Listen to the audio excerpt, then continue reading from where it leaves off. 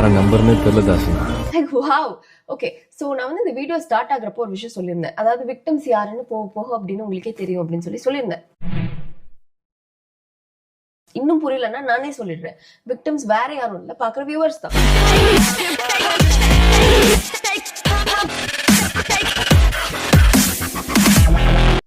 Hey guys, நான் தான் உங்கள் Sriram MK. Welcome back to another video.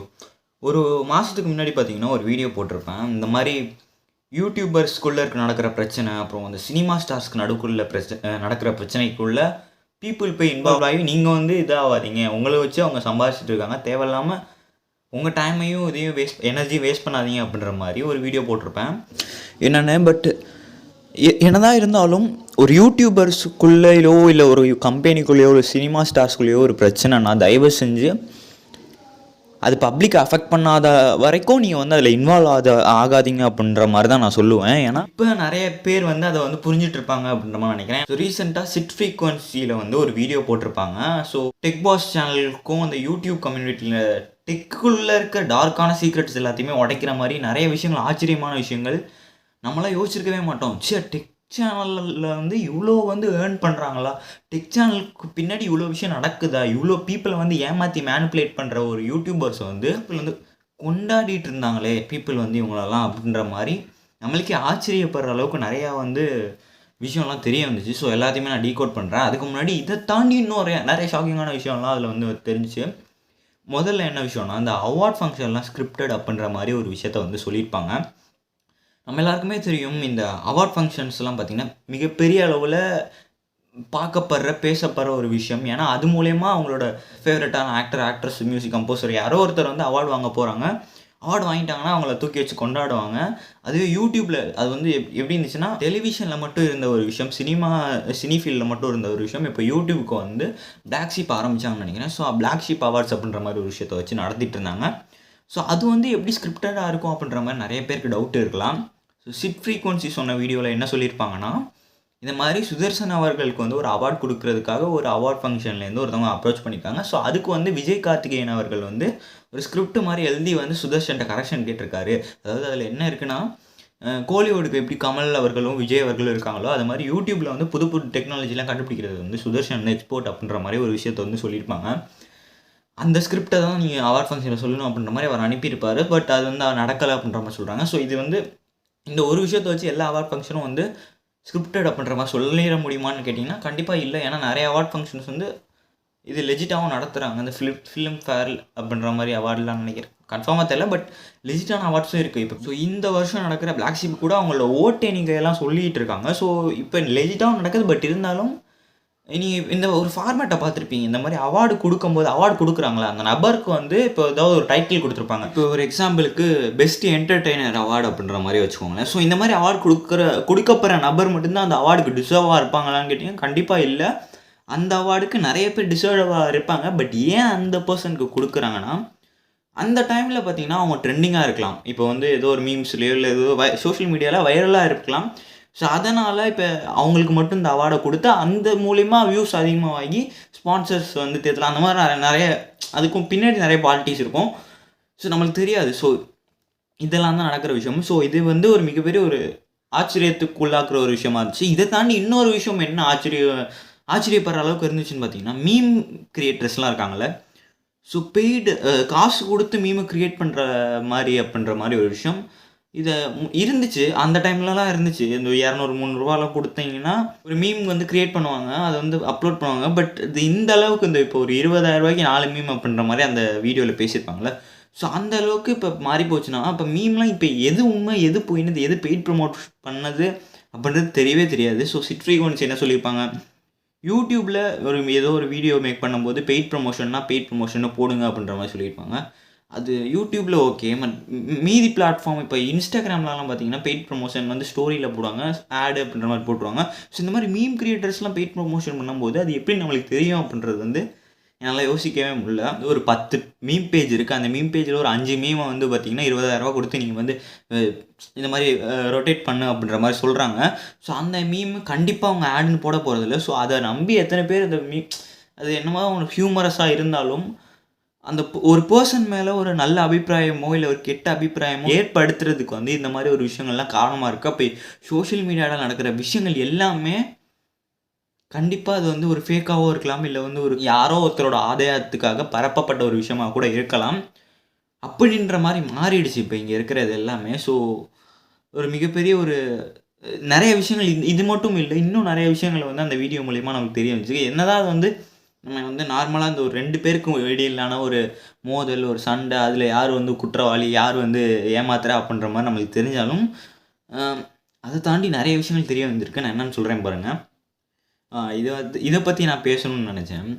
A2D Nanda அவர்களை பற்றி அந்த வீடியோவில் பேசியிருப்பாங்க. ஸோ A2D நந்தா அவர்கள் மட்டும் இல்லை, நிறைய யூடியூபர்ஸ் வந்து இந்த டைலர் அக்காவுக்கு ஜாலரா அடிச்சுட்டோ நிறையெல்லாம் பேசிகிட்டு இருந்தாங்க. பட் அவருக்கு வந்து ஒரு நியாயம், மற்றவங்களுக்கு ஒரு நியாயம் அப்படின்ற மாதிரி அவர் பேசுகிறதும், அவர் மாற்றி மாற்றி பேசுகிறதும் கண்டிப்பாக யூடியூபர்ஸ்னாலே ஒரு ஃபேமுக்கு வந்துட்டால் அவங்க மேலே தலைகுணம் ஏறி போய் நிறைய விஷயம் பண்ணுவாங்க அப்படின்றது வந்து 1 இல்லை 2 இல்லை, இது மூலிமா பல எக்ஸாம்பிள்ஸ் வந்து நம்மளுக்கு தெரிஞ்சுக்கலாம் அப்படின்றது தான் நான் சொல்லணும்னு நான் நினைக்கிறேன். ஸோ நெக்ஸ்ட்டு வந்து டெக் பாஸ் இஷ்யூக்கு வருவோம். அதாவது ப்ரொமோஷன் எத்திக்ஸ் அப்படின்ற மாதிரி ஒரு விஷயம் இருக்குது.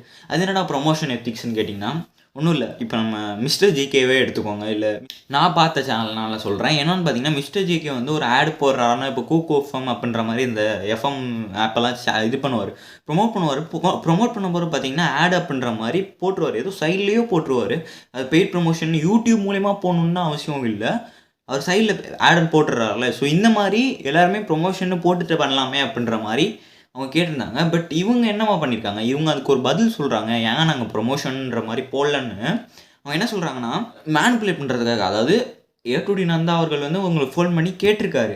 ஸோ அதை வந்து உளறிட்டார் இவர், விஜய் கார்த்திகேயன் வந்து உளறிட்டார். பட் அதை வந்து சமாளிக்கிறதுக்காக சுதர்ஷன் வந்து சொல்கிறார், நீங்கள் ஏங்க ஓப்பனாக சொன்னீங்க அது பெய்ட் ப்ரொமோஷன், நாங்கள் அந்த வீடியோ மேக் பண்ணுறதுக்கு மட்டும்தான் நாங்கள் அதை காசு வாங்கிக்கிறோம் அப்படின்ற மாதிரி சொல்லலாமே அப்படின்ற மாதிரி சொல்கிறார். அவங்க போடுற யூடியூப் வீடியோ ஃபுல்லாகவே பார்த்தீங்கன்னா ப்ரொமோஷன்னா, அதுவும் சாதா ப்ரொமோஷன்லாம் இல்லை, பொய்யான ப்ரொமோஷன், பீப்புளை ஏமாத்துறதுக்கான ஒரு ப்ரொமோஷனாக தான் இருக்குது. எக்ஸாம்பிளுக்கு அந்த ஓப்போ சாம்சங் வீடியோவில் பார்த்தீங்கன்னா அவங்க சொல்லியிருப்பாங்க, அந்த வீடியோவை பற்றி ப்ரூஃப் எல்லாம் போட்டு தள்ளிட்டாங்க. ஐயோ, அதுக்கான ப்ரூஃப் எல்லாமே அந்த ஆடியோவில் வந்து கிளியராக இருக்குது. இந்த ஆடியோ யார் லீக் பண்ணான்றது கடைசியில் அவங்க ஸ்டார்டிங்கில் சொல்லிட்டாங்க. பட் நான் கடைசியில் அதை பற்றி பேசுகிறேன்.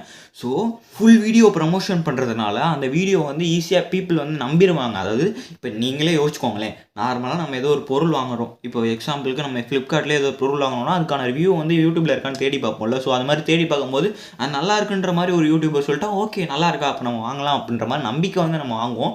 ஸோ அதுதான் இன்ஃப்ளூயன்சர் பண்ணுற இன்ஃப்ளூயன்ஸ் அப்படின்ற மாதிரி சொல்லியிருந்தாங்க செட் ஃப்ரீக்வன்சி. அதுதான் உண்மையும் கூட. ஸோ அந்த மாதிரி ஒரு விஷயத்த வந்து இவங்க வந்து அவங்களுக்கு ஏற்ற மாதிரி சாதகமாக பயன்படுத்திக்கிட்டு இப்போ ஒரு இவ்வளோ கஷ்டப்பட்டு தான் யூடியூப் சேனல் ஆரம்பிச்சிருப்பாங்க, அதில் ரீச் எல்லாம் ஆயிருப்பாங்க, இல்லைன்னு நான் சொல்லலை. ஸோ அந்த இடத்துக்கு வந்ததுக்கப்புறம் உங்களோட ஆதாயத்துக்காகவும் உங்களோட பணத்துக்காகவும் ஏமாற்றணும் அப்படின்னு நீ வந்து பணம் சம்பாதிங்க யாரும் இல்லைன்னு சொல்லவே இல்லை. யூடியூப்பில் உங்களுக்கு காசு வருது, இல்லை பெய்ட் ப்ரமோஷன் பண்ணுங்கள் அதில் காசு வருது, தப்புன்னு சொல்லவே இல்லை. அந்த பெய்ட் ப்ரமோஷனில் வர காசில் ஒரு எத்திக்ஸ் பார்க்காம நியாயத்தை பார்க்காம பொய்யாவே இருந்தாலும் இனிமேல் எனக்கு காசு கொடுத்தானா நான் அதை நல்லதாக தான் சொல்லுவேன் அப்படின்ற மாதிரி நீங்கள் மாறும்போது எந்த அளவுக்கு எச்சத்தனமான வேலையை வந்து இந்த யூடியூப் கம்யூனிட்டியில் வந்து நிறைய பேர் பார்த்துருக்காங்க. இவங்க மட்டும் இல்லை, இன்னும் எத்தனை பேர் இந்த மாதிரி விஷயத்த பண்ணிகிட்டு இருக்காங்க அப்படின்றது எனக்கு தெரியல. நிறைய பேர் நிறைய யூடியூப் சேனல்லாம் சொல்லுவாங்க, இந்த மாதிரி நான் ப்ரமோஷன்லாம் பண்ணுறது இல்லைங்க, ஏன்னா எந்த ப்ராடக்ட் நல்லது எந்த ப்ராடக்ட் கெட்டதுன்னு எனக்கே தெரியாது, அப்புறம் நான் அது பண்ணி ஏதாவது பிரச்சனை பேக் ஃபயர் ஆயிரும் அப்படின்ற மாதிரி சொல்லுவாங்க.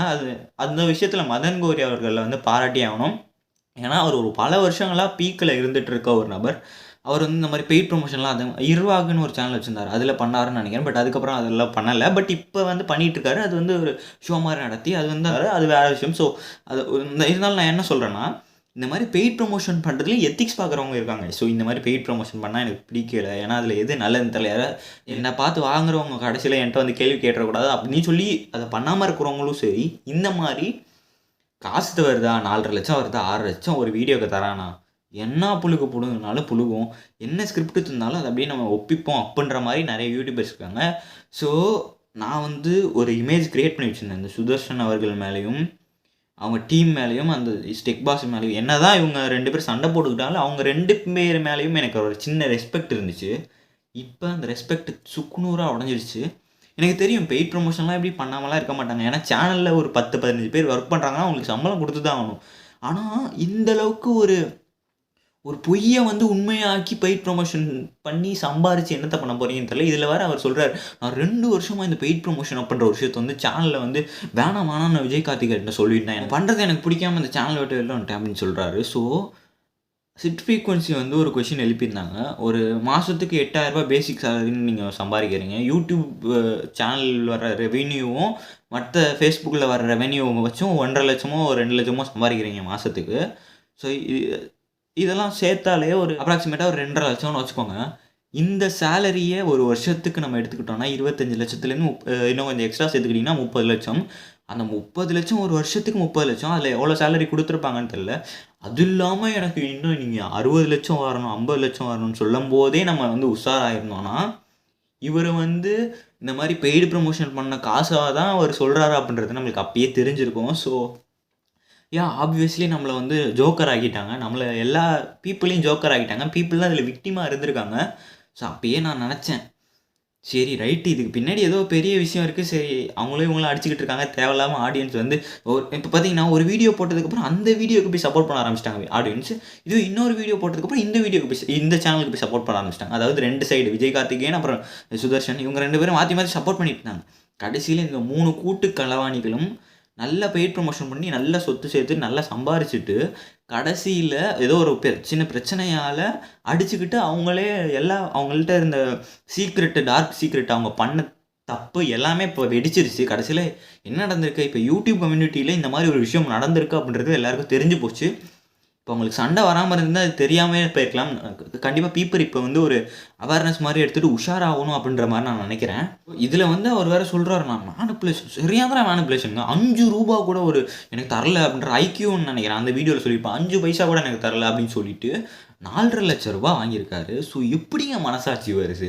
ஸோ இதெல்லாம் அவனுக்கு கண்டுபிடிக்க மாட்டான், எப்படியோ மேனிப்புலேட் பண்ணிடலாம். A2D வந்து அந்த கேள்வி கேட்டதுக்கே அவ்வளோ மேனிப்புலேஷன்.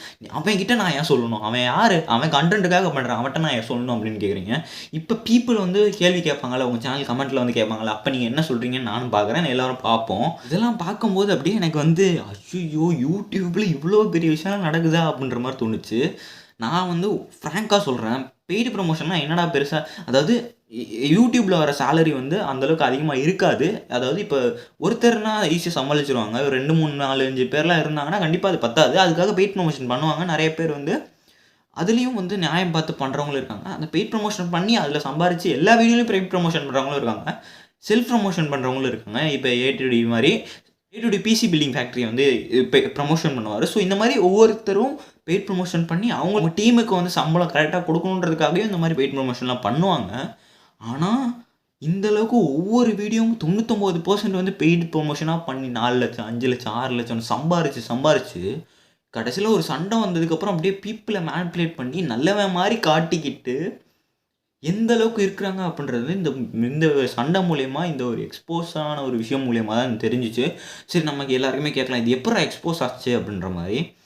ஒன்றும் இல்லை, விஜய் கார்த்திகேயனுக்கு வந்து தெரிஞ்சு போச்சு. ஸோ ஐயோ இப்போ வந்து நம்ம சேனல் ஒழுங்காக ஓடுறது இல்லை, சுதர்ஷனுக்கு நல்ல பேர் வந்துருச்சு அப்படின்ற மாதிரி அவருக்கு தெரிஞ்சிச்சு. அவர் என்ன பண்ணிட்டாரு, சிட் ஃப்ரீக்வன்சியை அப்ரோச் பண்ணி அவர் எல்லா விஷயத்தையும் லீக் பண்ணிட்டார் அவங்கள்ட்ட. ஸோ அவங்க வந்து இது எல்லாத்தையும் நம்மள்கிட்ட லீக் பண்ணிட்டாங்க. ஒரு விஷயத்தில் இது நல்லது தான், பட் இப்போ சுதர்ஷனை பற்றி எல்லாருக்குமே தெரிஞ்சிருக்கும். அது நல்லதா இல்லை கெட்டதான்னு கேட்டிங்க, கண்டிப்பாக அது கரெக்டான விஷயம் தான், லீக் ஆனது கரெக்டான விஷயம் தான், பீப்புளுக்கு அது எல்லாமே தெரிய வேண்டிய ஒரு விஷயம்.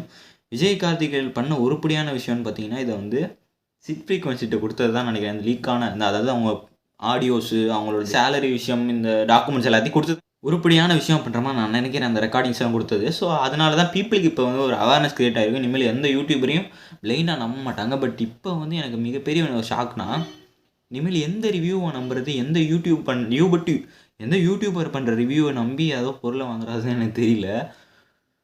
ஸோப்பா யோசிச்சு பார்த்தாலே எனக்கு வந்து ஒரு மாதிரி இருக்குங்க. அந்த சாம்சங் ஓப்போ வீடியோவில் அப்படி ஒரு மேனிப்புலேஷனு.